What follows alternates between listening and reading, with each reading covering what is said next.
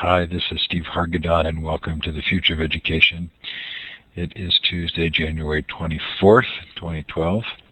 Some of you will have noticed that I was challenged today. As I indicated, it was Thursday for the interview. Hopefully, those of you who are here figured that out.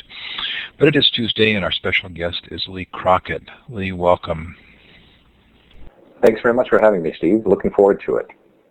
Really delighted to have you here. The book is Literacy is Not Enough. Lee is one of the co-authors. Ian Jukes, another co-author, was on the interview show about a week and a half ago. The Future of Education is sponsored by my Web 2.0 Labs project. It's web20labs.com, looking at ways to help educators work with each other. And by Blackboard Collaborate, who provide this terrific room. WeCollaborate.com is the new user community for Blackboard Collaborate. Coming up, if you're going to ISTE, please consider coming early. Saturdays are all-day unconference. Used to be called EduBloggerCon, is now called Social EdCon. Plus, we have lots of fun activities, all for free, all at ISTE. They include the Bloggers Cafe and what we're calling ISTE Live now, which is the 3 days of anybody can sign up to present, sort of a salon de refusee. If you've been turned down by ISTE, if you've been too nervous to submit, if a topic has come up that wasn't topical at the time of submissions, you can present. We'll have information on that site. So it's isteunplugged.com.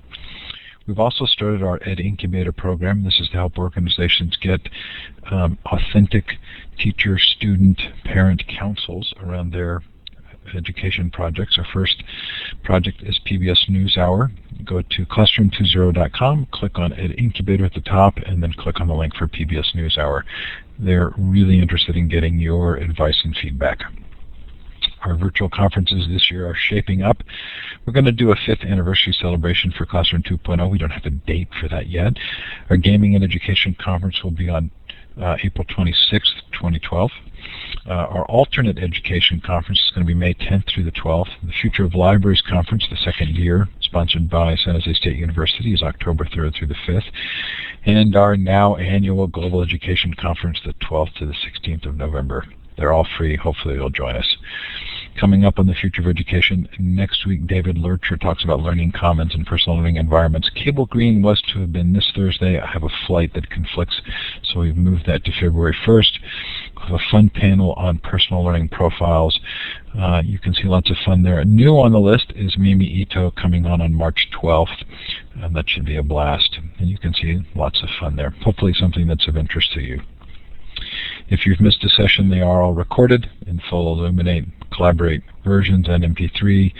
Last week we talked to Henry Eyring about the Innovative University, Cheryl Nussbaum Beach about the Connected Educator, Mitch Pearlstein on family, the breakup of the family and its impact on education, Ian Jukes, of course, Scott McLeod. Lots of fun there, hopefully. Again, something worth your while.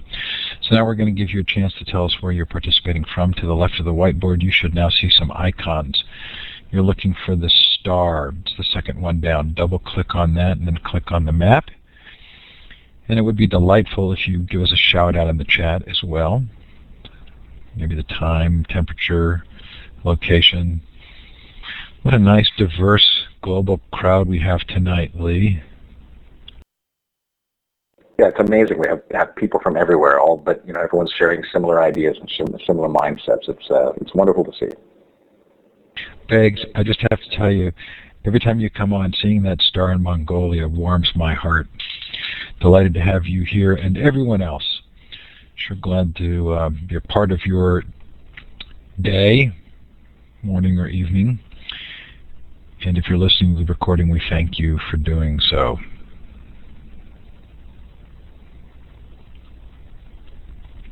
So Lee, this was a really fun book for me to go through, in part because of having interviewed Ian, but also because there were so many. I made so many notes in the margins. Have you been happy with the reception to this book? Yeah, I've been very happy with the reception. The difference with this book, as opposed to some of the previous books with Digital Generation or Living on the Future Edge, is that is that this is the how book. It's how do we make the change as opposed to the yet one more book on why. So from start to finish, the idea was to hit it hard, provide a framework and processes that make sense, and the response has been great. People have been very complimentary of the book, and that feels great as an author that there's good response. So you say the book is about the how, but there's a lot of why in the book.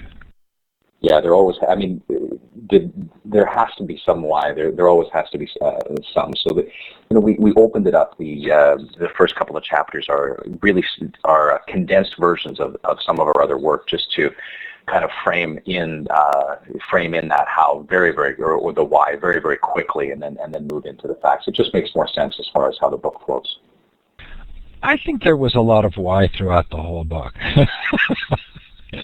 And again, we want to move to the how, so we won't spend too much time on it. But there were, you said a couple of things I thought were really interesting. You used the phrase deindustrialization, which for me is a very helpful phrase. And you also talk about highly educated, useless people coming out of what is the great educational lie. That's pretty strong language. Is anybody pushing back on you? No, most people are not pushing back. I haven't had anybody push back yet. Actually, we've had a lot of interest generated from that first chapter and that opening of highly educated, useless people. And the thing is that those weren't our words. Those were words from a minister of education of a very highly unnamed, highly profile unnamed country that described his students in his country. And it's something that we found that people kind of echo that same feeling, is that we're not, we call it education, but really what we're doing is focusing on content. We're not focusing on process or skills. And as a result, we have a lot of people that are really, really well educated, but that are really unable to function and provide the kind of innovation that we need in this world right now. Yeah, you talk about a Bob Marzano quote of 80 to 85% of schoolwork is focused on factual recall and lower thinking procedures. But these are the jobs that are going to be the minimum wage jobs if you are learning those skills, right?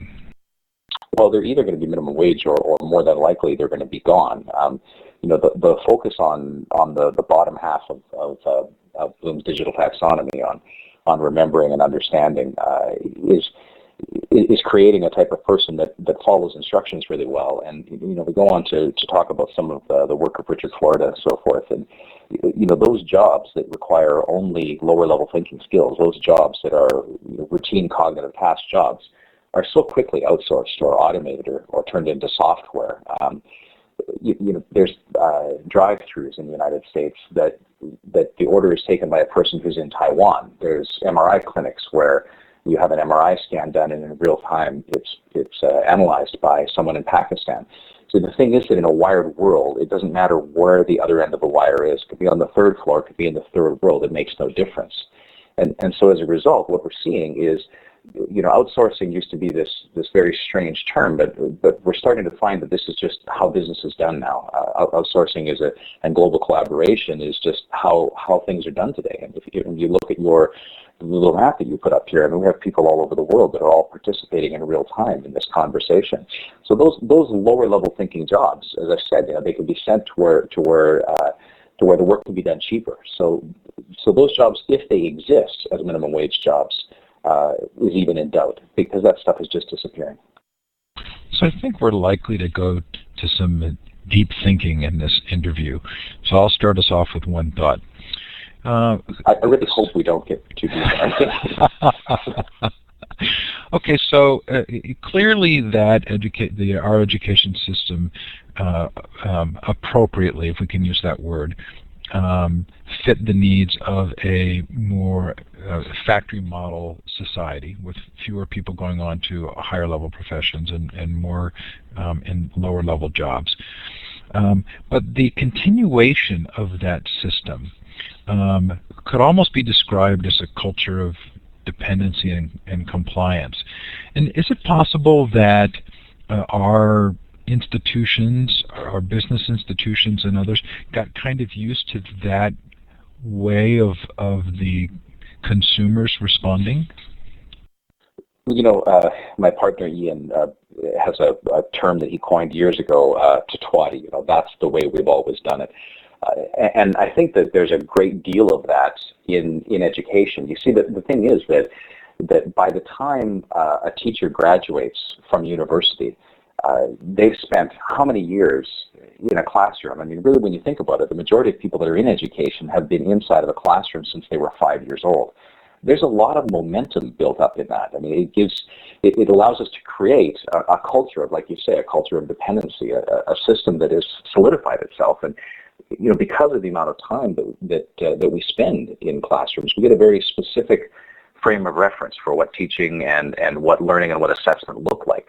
And it's very, very hard to break that paradigm. So, as opposed to other industries where people may graduate and then may graduate from university and then start in that career, education is a career that starts at 5 years old. So there's a lot of momentum to carry it forward, and a lot of structure in place to keep it the way that it's always been.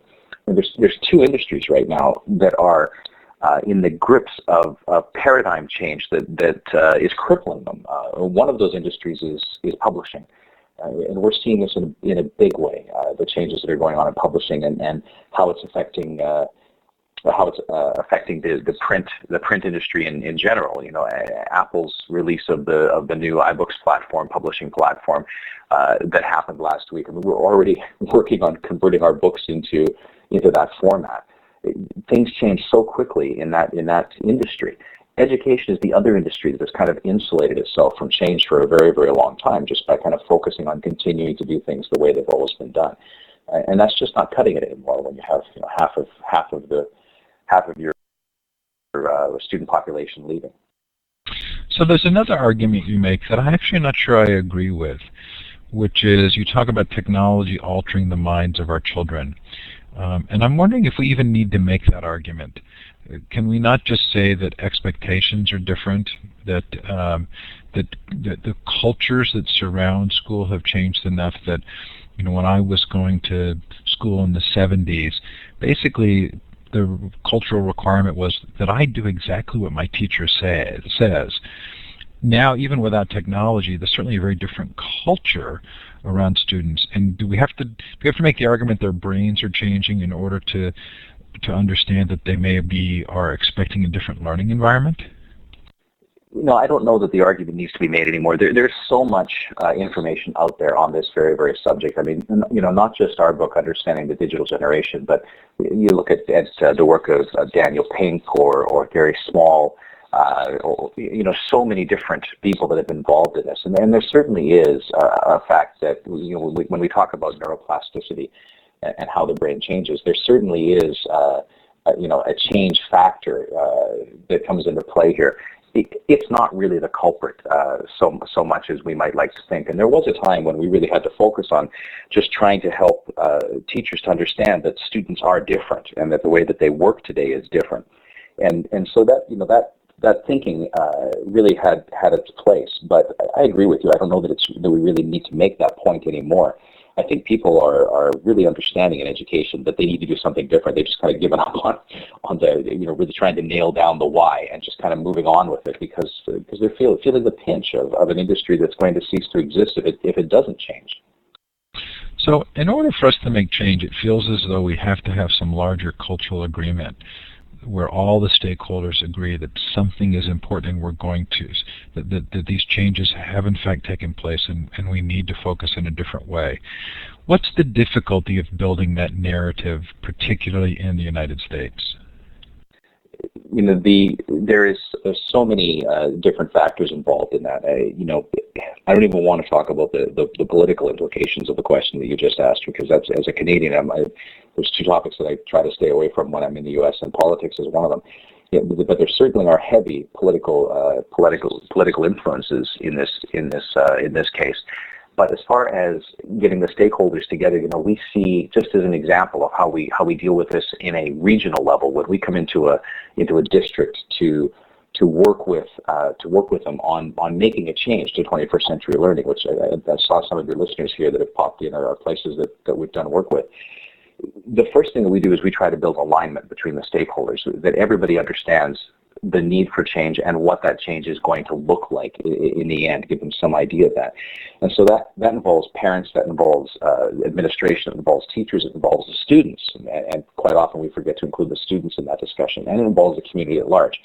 Even in a small setting like that, it is very, very difficult to gain that alignment, and that's because everybody is an expert in education. Everybody went to school. So every teacher has had that experience where the parent comes in and says, when I went to school, it was like this, and that was good enough for me. Why aren't we still breaking the yardstick over our kids' heads? That whole discussion of how it used to be, and that we're all experts because we've all gone through the education system. I think that is a big challenge in building consensus. For us, we always start with the question of what is it that you want for your students? Start with the big question. What is it you're trying to achieve? What is the purpose of what we're trying to do? And when we start talking about those endpoints and start talking about the fact that those endpoints are in jeopardy, at that point, people start becoming open to the fact that, well, if those endpoints are in jeopardy, then perhaps we need to make some change. So I usually find coming at it from the back end and working towards the front is more helpful. Okay, I'm really intrigued by that, and what you said has reminded me a lot of, I interviewed Tony Wagner, and he talked about going out to different districts and building an educational plan, and how when people got together, they all pretty much came up with the same set of ideals for their education system, but they had gone through the process, so they were engaged personally. And that sounds a little bit like what you're saying. Is that accurate? Yes, absolutely. It's what it is really, Steve, is it's modeling 21st century teaching is what it is. And it's the same thing we do in our workshops.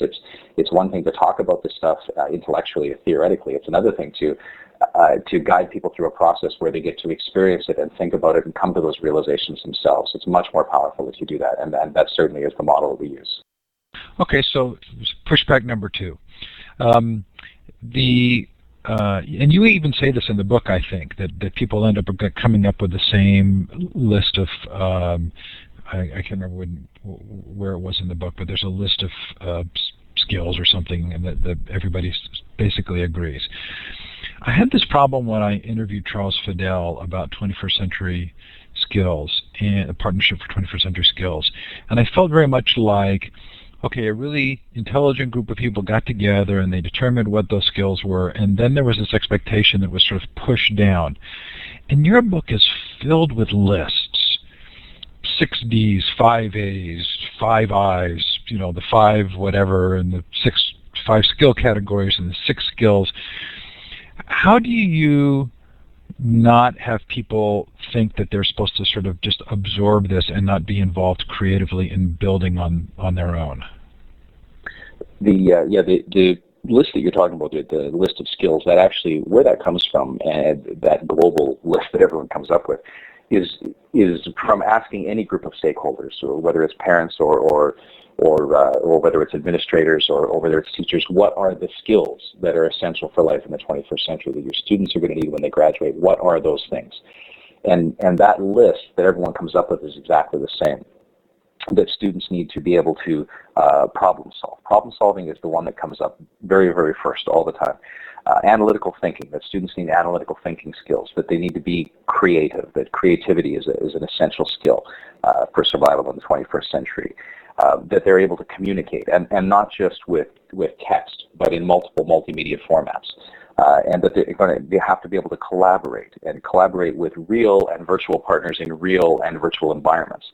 And the last one that everyone comes up with, that is the one that's most important to me, I think, is really this area that I just call ethics, action, and accountability, which really has to do more with items of personal responsibility, fiscal responsibility, empathy, global awareness, environmental awareness, digital citizenship, and so forth. So this list becomes pretty standard. The reason that we've come up with the 6 Ds and so forth, for solution fluency, the 6 Ds is this, Steve. The problem that I have is that educators love to talk, and we love to theorize, and we love to debate, and then we don't do anything. So, we have this discussion and we say, yes, kids need problem-solving skills, and yeah, that's great. And we move on. Yes, kids need problem-solving skills. But nothing happens. And that's the frustration for me. I look at it and I say, well, what are those problem-solving skills? How do you develop them? What do they look like? How can you teach them? Or do we just kind of hope that they happen? Because if they're critical skills, then we need to make sure that they happen. So the 6 Ds that you mentioned is solution fluency, is a structured problem-solving process, a process that can be explained to the kids, that the kids can utilize. They actually become the progressions in our unit plans. And it's a way that they can learn the process of solving problems as a process, as opposed to just a concept. And we do the same thing for the other fluencies, for information fluency and for creativity fluency, media fluency, collaboration fluency, and so forth. Here are the processes, the 6 Ds, the 5 Is. And they're done that way so that it's easy for students to be able to grasp the concepts and to be able to have a system that they can use to help them to really develop those skills to the level of fluency as opposed to just an intellectual understanding of those skills. Okay, so I had a delightful day that I basically spent with you, even though you didn't know it. And I watched the talk that you gave, or portions of a talk you gave, and then I spent several hours in the book, and really enjoyed sort of getting to know you. But I'm hoping that you can help me and those who haven't read the book yet, or maybe those who have, to kind of make a little bit better of a mental map. When I left reading the book, I wasn't sure how some things fit together, and I'm hoping you can tell me how they do. So there are the 5 fluencies, which are encompassed or are given within the background of global digital citizenship. Then there are those 6 skills the stakeholders identified. There are, you have a chapter on 5 skill categories, and then there's the Bloom's digital taxonomy. How do these map to each other? And I think your mic is off. Yep, there we are. Okay, I was making notes and pressing buttons at the same time. So the 6 skill categories are what became the fluencies. So for us, the 6 skills that the stakeholders developed are what became those fluencies themselves. So the problem-solving skills, that turned from a concept of what is problem, or that students need to be able to develop problem-solving skills, into solution fluency, a structured process for how you solve problems. Analytical thinking, that translates into solution fluency, but also into information fluency, a structured process for how you access, authenticate, analyze, and apply information. So that's analytical thinking. It translates directly into information fluency. Creativity, that moves directly over to creativity fluency, and communicate, which was another thing that stakeholders come up with. That turns into media fluency, which is how is media used to shape our thinking, and how can we communicate our message through multiple multimedia formats. Collaboration fluency is directly related to collaborate, which is the item that the stakeholders always come up with. And the last one, ethics, action, and accountability, become our background. That becomes global digital citizenship as a framework. Bloom's digital taxonomy, we have it in there as a discussion for 2 reasons. We have it in there as a discussion for what is higher level thinking, because so often in education we think that we're teaching our students higher level thinking, and without really asking ourselves what that is. And when you look at Bloom's digital taxonomy, you realize very quickly, as you mentioned, the information we put in there about Bob Marzano, that the majority of our focus in school is on that remembering, understanding, and sometimes applying. And that our testing, because it's very easy to do in a bubble test situation that can be scanned by a computer and so forth, is focusing on those very, very things. So, Bloom's taxonomy, that's where it comes in. The top of Bloom's taxonomy is creativity. And we use this as a discussion of what are the defining characteristics of a 21st century learning environment. And that's really how the pieces all fit together. So Bloom's digital taxonomy is just really a discussion of why we're focusing the learning environment on creating, and the skills of the stakeholders are what became the fluencies. So that makes a lot of sense to me, but I was still confused by the chapter that's titled 21st Century Fluencies, that basically talks about the 5 skill categories, but it doesn't really seem to mention the fluencies. Did I miss something there? No, you probably didn't miss anything there. But essentially, one of the conversations that comes up with people all the time is, when we talk about 21st century skills, for example, people say, well, isn't a skill a skill? A skill is just that. It's a skill. But skills have changed over time, and that's really how that chapter sets up. Why are there skills now that are more important than there used to be, and why do we need something different? Why is there a new set of skills? So that chapter really is just set up to talk about the fact that there are skills that become obsolete. Things like operating an elevator, those are obsolete skills. And as we move forward, we have skills that have differentiated emphasis or more emphasis in the digital generation's lives in the 21st century. And then arguably what we present as the Fluencies is a discussion that there are an additional set of skills that we need to survive in the 21st century, which are these things that our stakeholders have identified for us. And the reason that we don't call them skills, the reason that we call them Fluencies, is because we're talking about the fundamental tools that are essential for people to survive in the culture of the 21st century. And for us, being able to do that at a literacy level, being able to be relatively comfortable with them, but is not enough. To us, we needed to go deeper than that. These things need to be unconscious processes. They need to be fluencies. So really that chapter is a discussion of how skills have changed over time and why there is a new set of skills, what those skills are, and how we need to up the bar and focus those skills at the literacy level as opposed to, or the fluency level as opposed to the literacy level. Okay, I'm glad you did that explanation of fluency, because it's sort of critical to the book, right? That this is that these become ways of operating that are so ingrained that they're not conscious anymore, right? Yes, absolutely. They need to be unconscious actions. So, you don't want to, if you're writing, the focus isn't on the pencil. You don't want to be thinking about the pencil, because that takes away from the process. You want to be thinking directly between your head and the paper.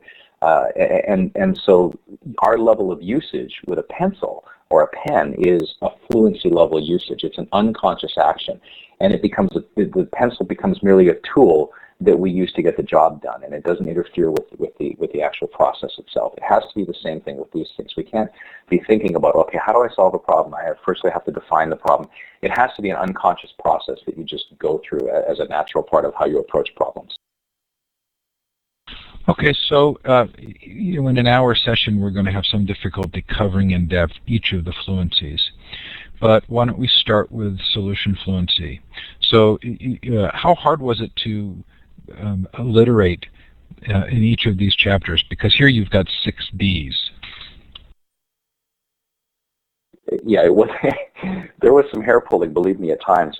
Actually, the biggest challenge that I had was developing the process for creativity fluency. Because I'm a creative person. It's what I do. It's second nature to me, and it was very, very difficult to come up with what is that process? What does it look like, as opposed to just something that happens I had to break it down from something that happens automatically to what does it actually look like as a process.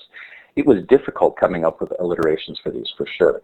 And there was a point where I started to say, I need to find L words for media fluency, because I had I's, D's, E's, A's, and S's, and I was very, very close to defining the ideal global digital citizen, and it was a real struggle to come up with some of these as alliterations, for sure.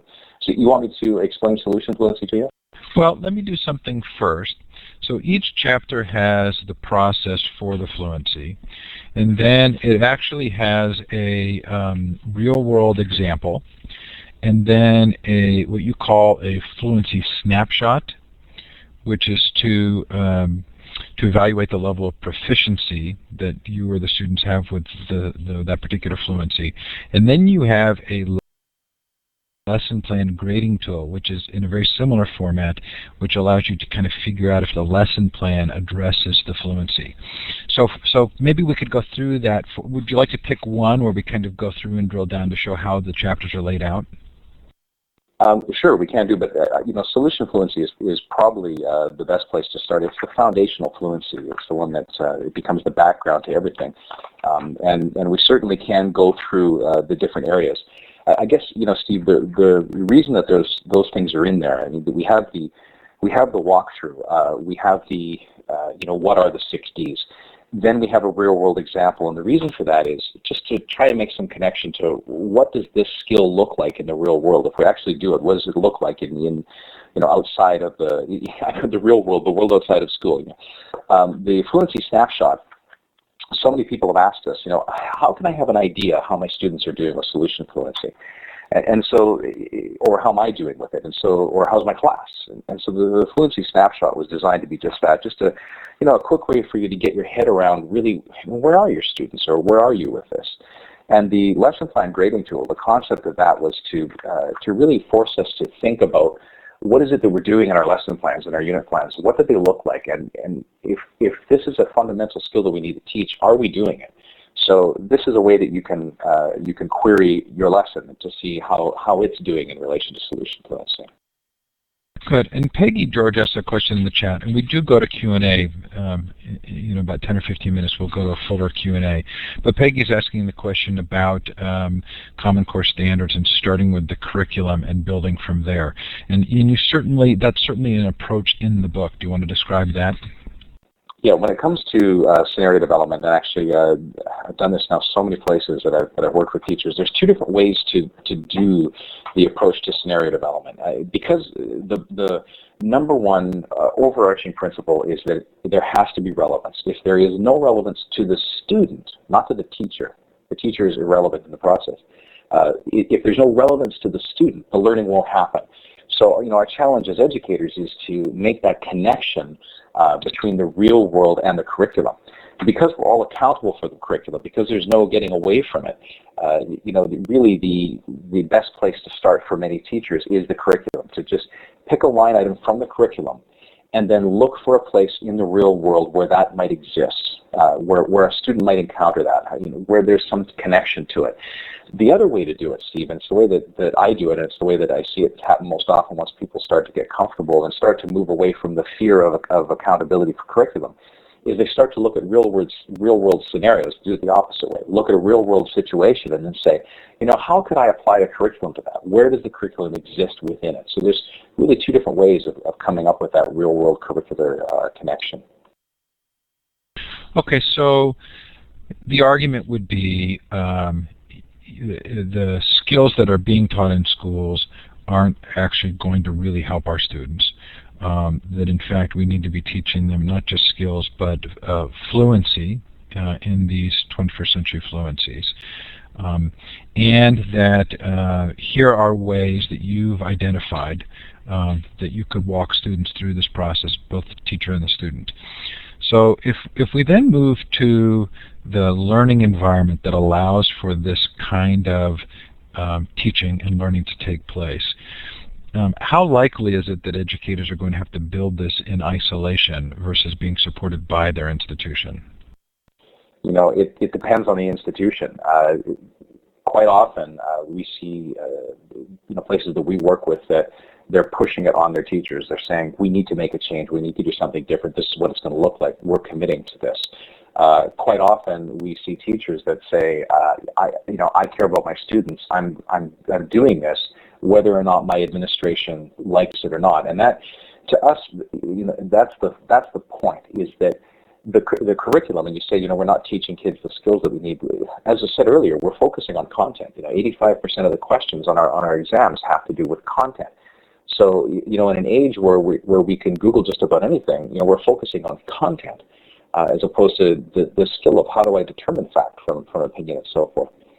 So the point that we make is this, Steve, that the curriculum teaches you or tells you what it is that you have to teach, and there's no getting away from it. But it does not tell you how you have to teach it. That is up to you. That is up to each individual teacher in their classroom. how it is that they're going to deliver that information. So the shift that needs to happen is a pedagogical shift, and sometimes teachers are willing to do it. Sometimes the administration walks them through it. But at the end of the day, for us, it has to happen, and we need to build alignment so that both the administrators understand what it is that the teachers are trying to do, and the teachers understand the importance of making the shift. So this is an interesting message, and you're not the only one to make it. And we've talked about it on the show before in the context of sort of self-help business books like Stephen Covey's 7 Habits, where the message is to the individual to change rather than the system to change. And one of the things that can occur is that people find that they're not supported and they're frustrated and they are not able to accomplish what they want to accomplish. In parallel track to educators creating this environment, how important is it to be working at the policy level to provide support for that? If we want to be really blunt about how the education is structured, it's focused on accountability. The focus of schools, the focus of districts, the focus of states is on accountability. When those scores come in, we deal with high stakes testing in the United States in just a massive, massive way. For us, we work at this, to answer your question, we work at this from both ends. That's why we call the people that are signed up to our blog, that's why we call them committed sardines, and there's a whole metaphor about making change at that level. So it does have to happen from both ends. It has to happen from the teaching end, and yes, there has to be discussions with policymakers for sure. And we do have discussions with both, but for me, I can talk to policymakers for a very, very long time. The policymakers talk to the teachers, and they talk to other experts in education to get an idea of what things look like. When we start seeing change happening at the classroom level, real meaningful change, that starts to wake up people further up in the system to see that things are happening different. So one is a very long process, one is a very quick process. If I work with a teacher for a few days, or work with that district for a few days, and there is a shift, that's going to impact the lives of thousands of students starting immediately and for every year forward. If I work at it strictly from the other end, from the top-down end, it's going to be a very, very long time before any meaningful change happens. So it really has to happen at both ends at the same time. There has to be pressure up and down. The committed sardine is a big phrase for you, right? I mean, it's part of part of Ian visiting the Monterey Bay Aquarium and the comparison between the blue whale and how slow it turns, and sardines moving quickly, and a small number of sardines actually precipitating the change. Are you aware that John Taylor Gatto uses the same school of fish imagery to indicate just how pervasive and the requirement is to all turn the same direction? No, I wasn't aware of that, and now you've given me some fun things to do for sure. I'll be looking at that.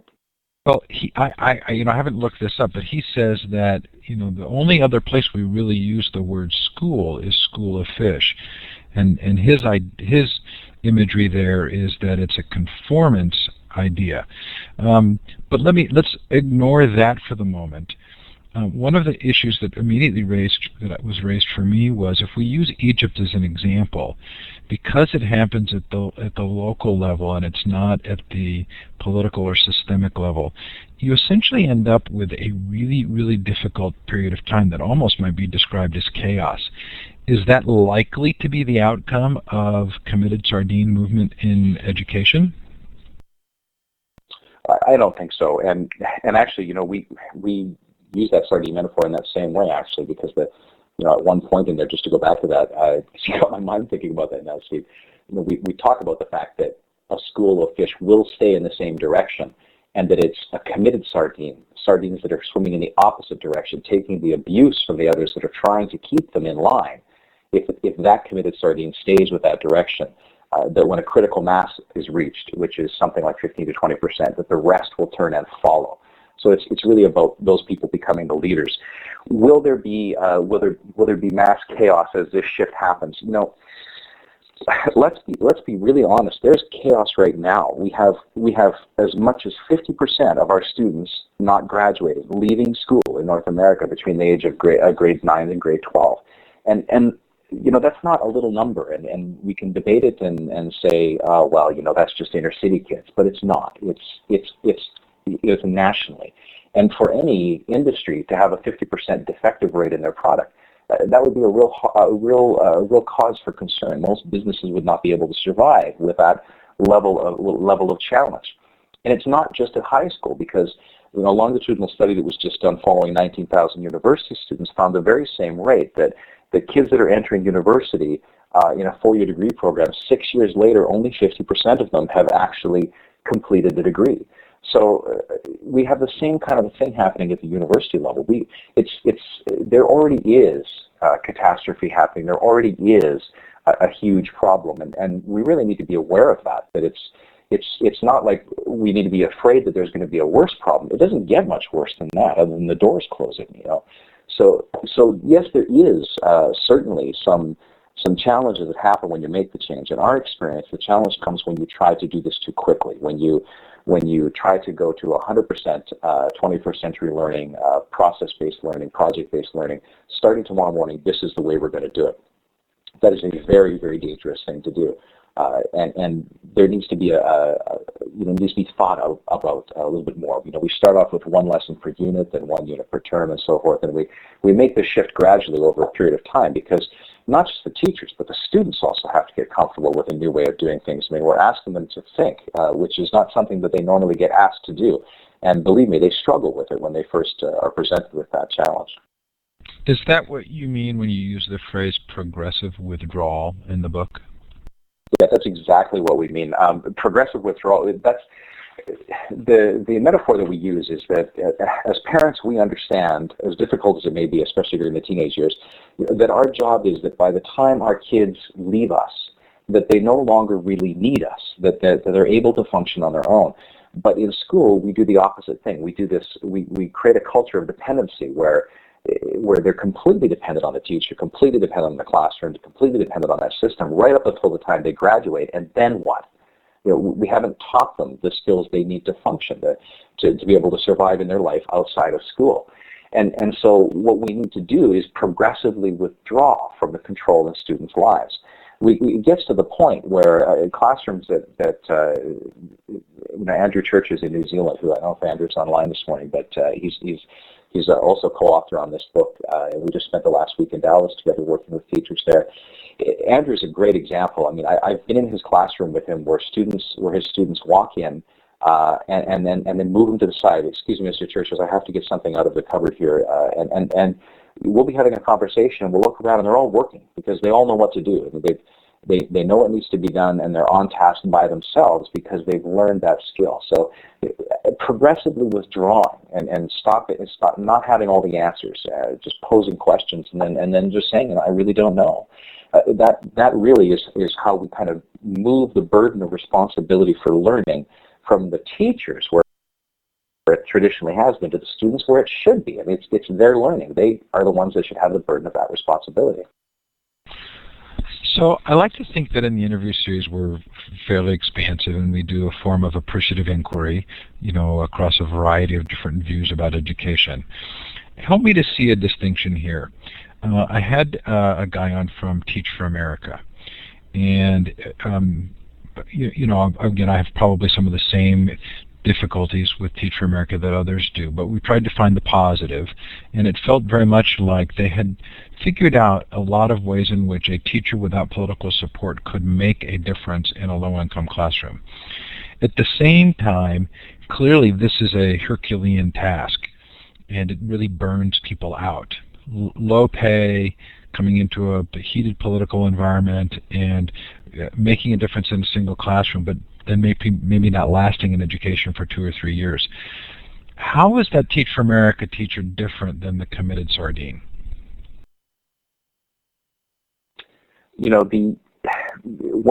This issue you're talking about burnout and low pay, and this challenge that we're facing. I mean, It really is a massive problem, Steve, and when you look at it as a whole, it can be very, very overwhelming.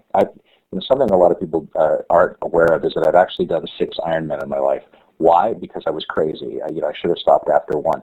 But I could draw a really good comparison to that because, when you're in the middle of a 180 mile or 180 kilometer, 112 mile bike ride, and you just want to stop, and you start thinking to yourself, I have to run a marathon after this.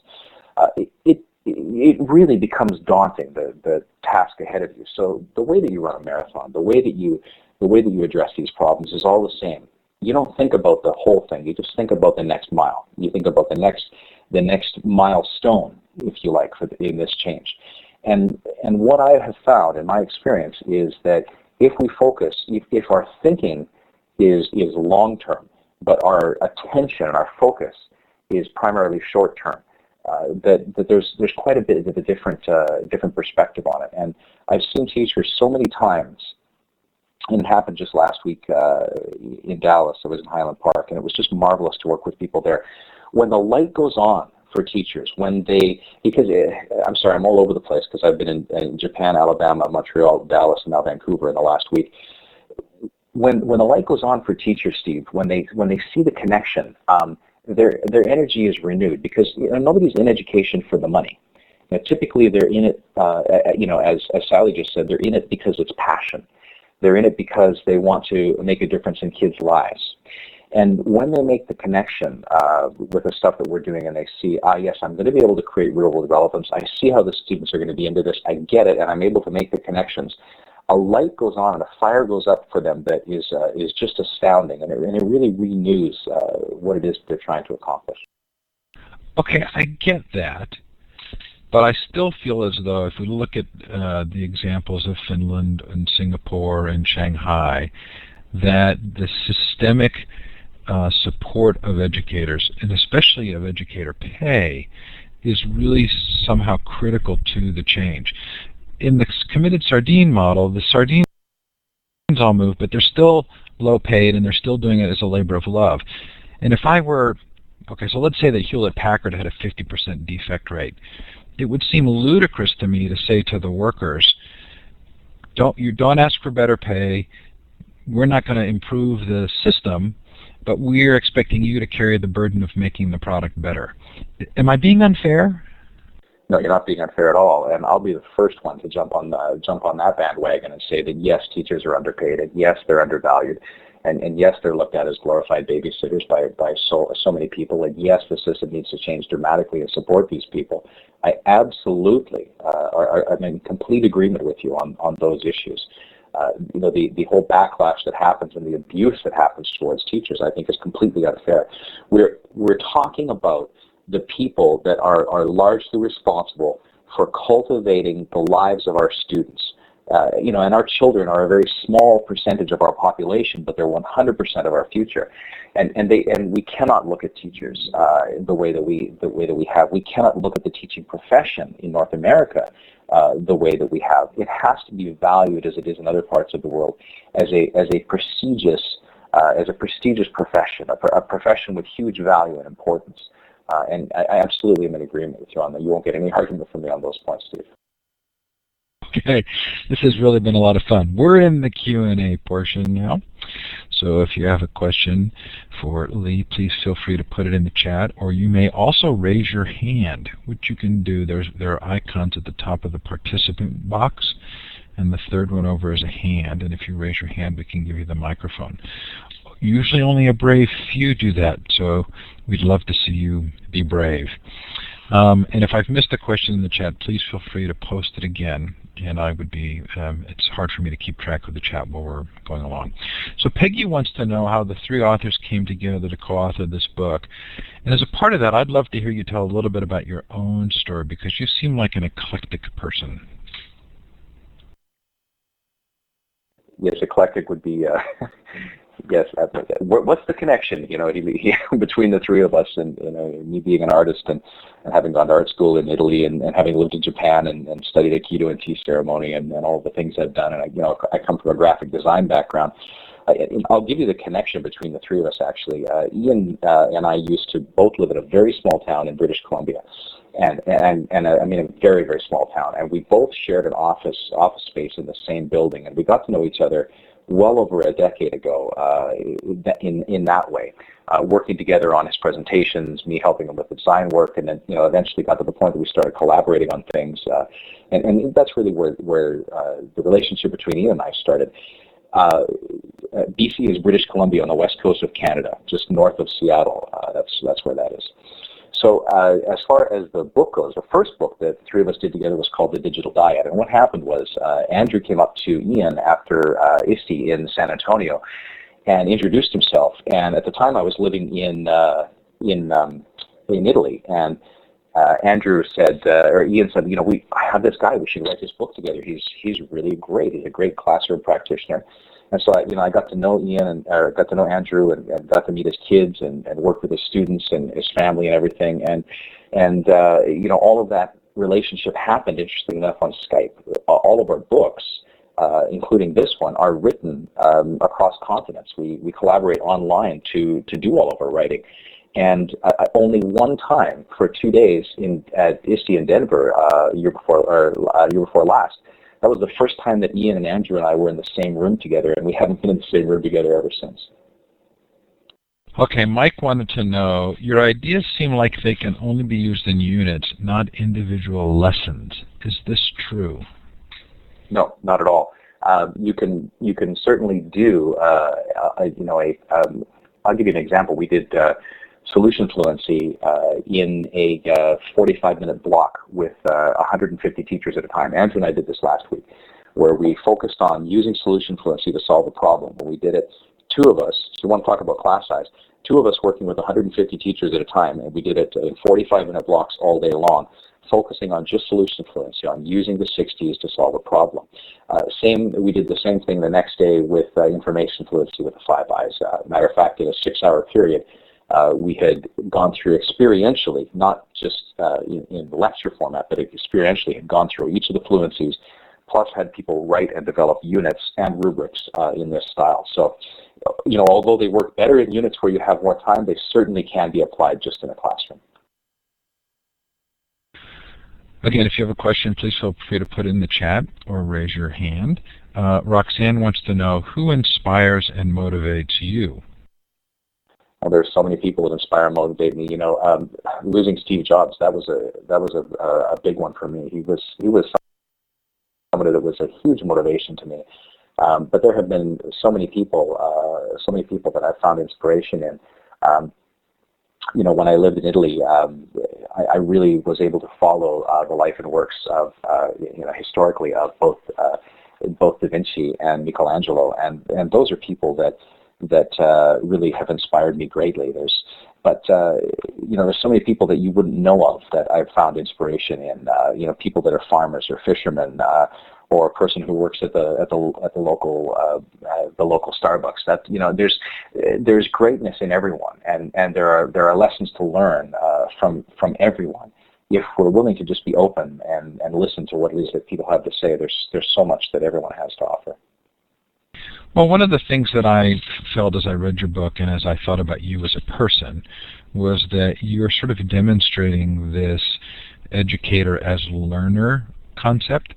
And, we sort of have this image of educators who sort of sacrifice everything in their own personal lives. I'm trying to remember the movie, The Freedom Riders. You may end up getting a divorce because you're so committed to your students. And yet it seems like if we're asking teachers to create an environment for students that allow them these fluencies and allow them to be self-learners, that the educators themselves have to be provided with the opportunity or see themselves as learners first. Absolutely. One of the discussions that we bring forward is that very few people need a 4-year degree anymore. That in a world that's changing the way it is, that we need 40 years of constant learning, unlearning, and relearning, and being able to think and learn in real time, just in time learning, is absolutely a critical skill. So there's two parts of that. We have to support educators in that process. We have to make sure that they have the time and the resources available to them to do that. But also we have to make sure that they understand that there is a critical need to do it. For example, it's only 3-4 years ago now that the iPhone first came out. There was really, that has now revolutionized and created industries that didn't exist. Mobile gaming and the development of mobile gaming is now a bigger industry globally than gambling, if you think about that. So there's whole industries that are created in no time. So this concept of being able to learn and relearn and change what is it we're able of doing, upgrading our skills just-in-time learning, is critical for all of us. So we're getting a number of questions coming in. So two that sound, well, first we'll start with Colleen. Where does the teaching of reading skills fall in the Fluency framework? It's inherent in the framework because students have to solve problems and have to look for information themselves. So it's inherent part of the framework. Also, the way assessment is done, particularly if even content can be assessed in a conditional format. So if students are required to explain and provide information as opposed to just jot down the correct answer or circle the right guess, if they're forced to communicate with language, they're going to develop that language better. So it's certainly inherent in this style of learning. Okay, two somewhat related questions. Peggy wanted to know, are there any videos that demonstrate what you're describing? She'd love to see one. And then Danny said, are there plans to share exemplars for the Fluencies as teachers and students create them? Is there a resource site people can go to for either of these? Well, I'll let you in on a little secret. We have been writing units for the last few years and vetting them against Common Core standards, and we have 140 middle school units ready to go into layout right now. So we're very close to actually releasing a substantial amount of exemplars at the middle school level. There are exemplars, and literacy is not enough. And we are also working on an online resource where people can write and can collaborate globally on creating unit plans in this format, and that'll be a free resource. And we expect that is going to be released by the summer. Oh, yeah, and by the way, nobody knows that yet. Well, 70 people now do know it. Yeah, we gave you the scoop on that. That's right. Okay, so E. Hurley asks, I've been asked to create a list of research skills for KG-G5. It is meant to be used as a checklist of skills teachers can check along the way at each grade level. I'm really uncomfortable with the idea for a few reasons. Do you see any point to doing this? I'd rather see us have a list of skills as benchmarks than a list of content as benchmarks. I understand with why you have some concern over this. I do. When we put together the information fluency snapshot, we did just that. We kind of looked at what were the skills that people were going to have to be able to develop, and what would be an appropriate time for us to start thinking about developing those skills. The danger that comes in is, you're in grade 2, you haven't developed this skill, maybe we shouldn't move you on. That would concern me. But I don't think that there's a problem at all with focusing on skills. I mean, the problem is we're not focusing and assessing these things as it is. If Tom Peters says what gets measured gets done, if we were focusing on measuring skills as opposed to measuring content, we'd have a different education system. We're down to the last couple of minutes. If you have a final question, please feel free to post it. In the meantime, I love that Edgar Dale learning cone, and I don't know how I've escaped seeing that ever before, but it was brilliant to me, especially because interviewing seems to sit in a very good place. Yeah, it does fit in a very good place. And there is no industry on the planet that ignores its own research more than education does. We have buckets and buckets of research that we just don't ever do anything with. And Dale's learning cone is an example. There is debate about Dale's learning cone because even though it's been reaffirmed by people like Glasser and Marzano, the percentages that were dropped in are arbitrary. But every study seems to line up top to bottom very, very similarly. It's just not necessarily with those exact numbers. Like, for example, the Medina work in brain rules on the memorization of content and or of pictures when you tie it to text. Shows it about 65%, where in Dale's Learning Corner shows it 50%. So it's still in the middle somewhere, but the numbers are in dispute. But it's an excellent example of why we need to move from passive activities to active activities. Yeah, in the act of contribution in teaching, I mean, we've all known that, really significantly increases the mastery of the subject or the content. I also really enjoyed the Bertelsmann Study. I think I knew that, but it wasn't something I had at my fingertips. But essentially, two different ways of teaching, but identical scores for the year one test. The true test being a year later. A huge difference in how much of the content was remembered. Is there anything you want to say about that? There's that Bertelsmann study, and there's many studies like that, Steve, are really critical points, because people always say, well, if I make this shift, I'm still accountable for the test. How am I going to know they're going to pass the test? And when you look at that information, when kids doing the same performance in June, but bring them back in September and surprise them with the same test, and the people taught in the traditional method are only remembering 15%. It's because they've learned the game called school. We call it educational bulimia, the memorization and regurgitation of content on an exam. But the people that actually learned the information and internalized it retained 70% of it. That means coming into September, you can and it wasn't just content. They actually showed higher level thinking, how they were able to compare and contrast and show that they understood the content. Coming into September, you're now able to build with those people as opposed to reteaching last year yet again. Lee, we, as a courtesy to our guests, we try to finish on time, and I want to thank you for being here. I'm using the clapping button. In the participant box, there's a smiley face, and if you hover over it and go down, there's an applause. Some of you are raising your hand, but I know what you're really doing is clapping. Thank you so much for coming on, Lee. It was my pleasure to be here, and I've really enjoyed the great questions and having the opportunity to connect with so many people. Happy to do it anytime, Steve. Thank you very much. Most appreciated. Lee Crockett, the book is Literacy is Not Enough, 21st Century Fluencies for the Digital Age. Oh, I meant to pull this up so people could see the fluencies. There you go. Coming up next week, David Lurcher talks about the learning commons and personal learning environments. David lives in the library world. Should be a lot of fun. Cable Green, then on the obviousness of open policy, and then our panel on personal learning profiles. Thanks, everybody, for being here. Thanks so much to Lee. Have a great day or evening, depending on where you are. Bye now.